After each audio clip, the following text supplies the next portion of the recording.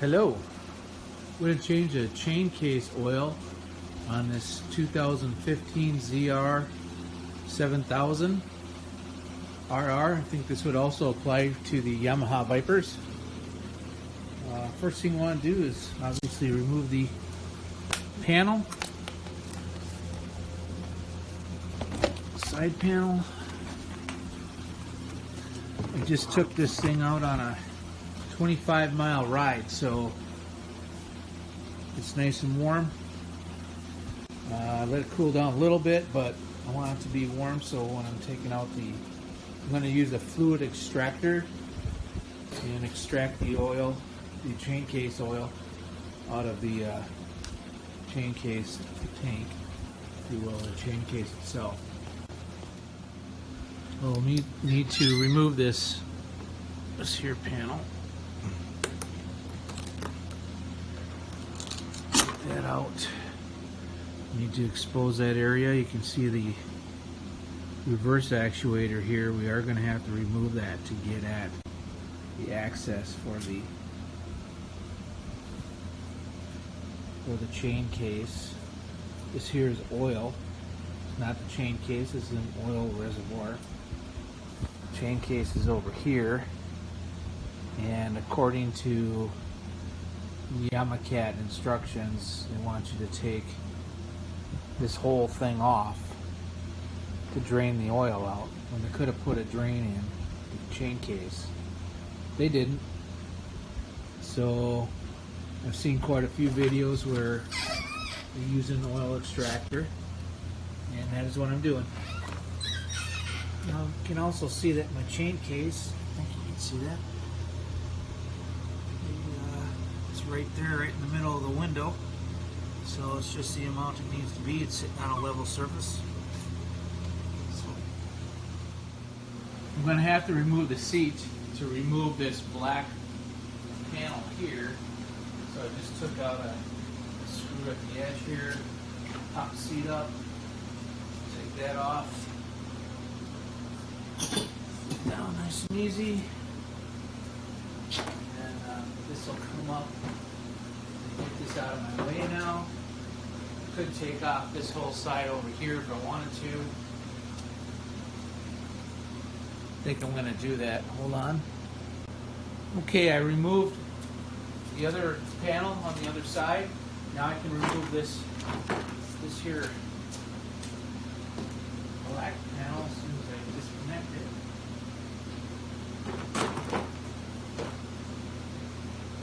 Now I can access all that area. Again, we're going to get at the actuator here. It's the key component here. The actuator, that's all this thing. We're going to take these out, and this will slide out, and I'm going to show you that in just a moment.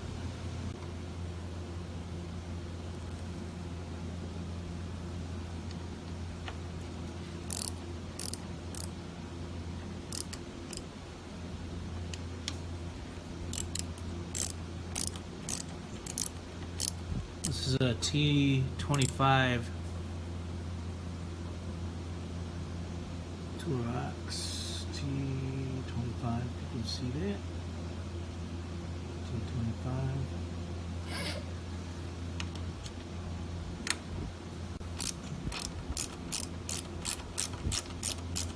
T25. Got some wires around here. I'm not sure. Remember, I don't think they get in the way. They are close, so.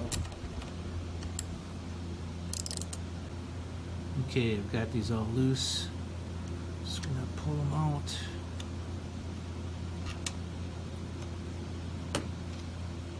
Once it turn a little bit, just pull it straight out. Just like that. You see the gears here. This here's your actuator. You can see that. It's your actuator. This here gear fits right in there. And there's a way that it lines up. And we'll cover that in a minute.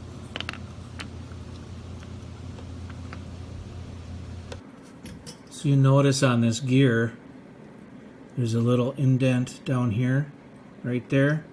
Of course, that goes into this block here. You should be able to pull this out. Hold on.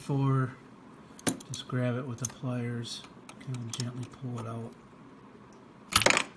like that. You see that's got a seal around it. I don't know what this is, little gunk.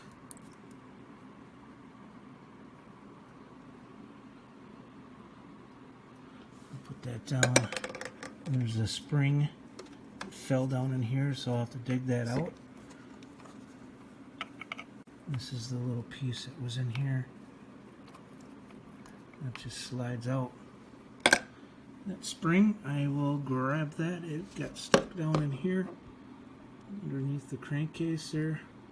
There's a little space. I'll get that out. Okay, going back on it, this O-ring here apparently is falling apart right there, and that's probably the gunk that I was looking at right there. So I'm going to have to replace this O-ring. There's a second O-ring on there. So that'll have to be next weekend. Hopefully I can get one that quickly, but I'll probably order a couple of them. But yeah, just saying that's what that gunk was. This is the fluid extractor that I'm going to use. Got it from Fleet Farm. It also has this tip on it. I kind of say it looks to me like it's almost like a cover for a throttle cable or something like that. Because it's springy, you can move it around. But it's nice and stiff, so it works really well. And then I also have a graduated cylinder here because I want to see how many ounces I get out of there. It should be 12, I believe. I'm going to look that back up, but I think it was 12 ounces. I just want to make sure I get that much out of it, and that's what I have to put into it. So what I do with this tip is go in the hole. You see I got it bent just a little bit. Go in the hole, because I measured about how far is it all the way down. Grabbed it about here. Go over in the hole to the left to the wall. Just kind of put it in there. And it slides down.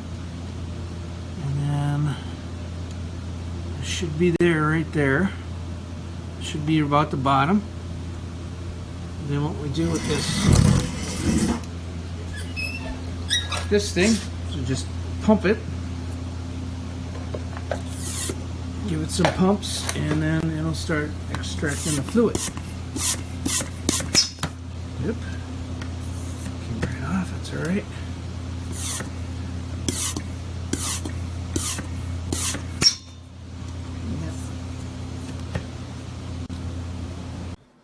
This is what I'm replacing it with. It's 15 ounces.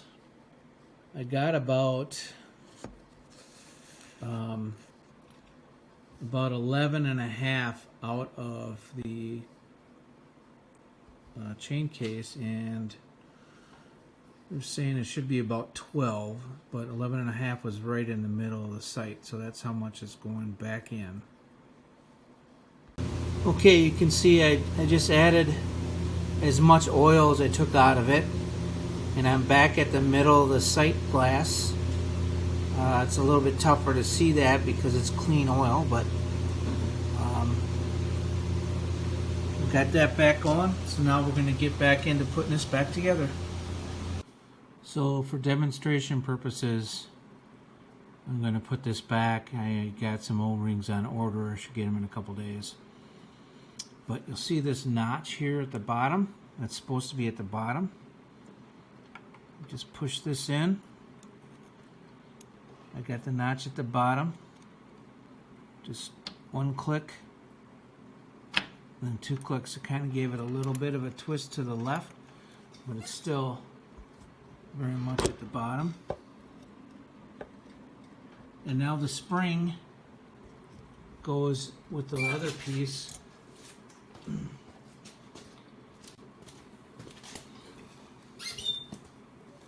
This here piece and it goes underneath it like this. Keeps it engaged. So what you do is you put that in there.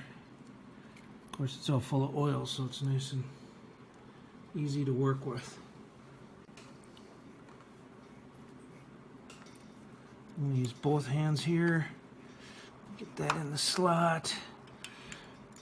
And then slide it in. And there it is.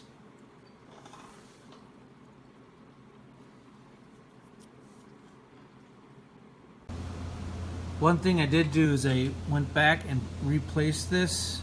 I had it in backwards, so I just took it out, took this piece out, flipped it around, put it back in. Now we're going to replace the actuator. I'm just going to bring it back up here. Pretty simple.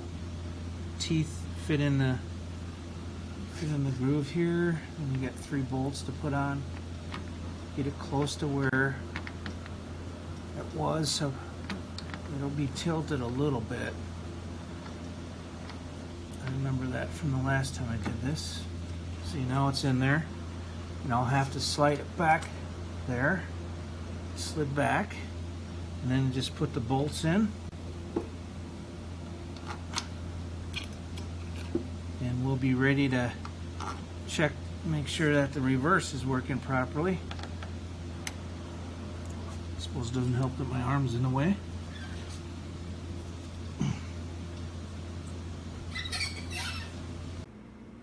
Okay, we're going to make sure that the actuator is working for the reverse.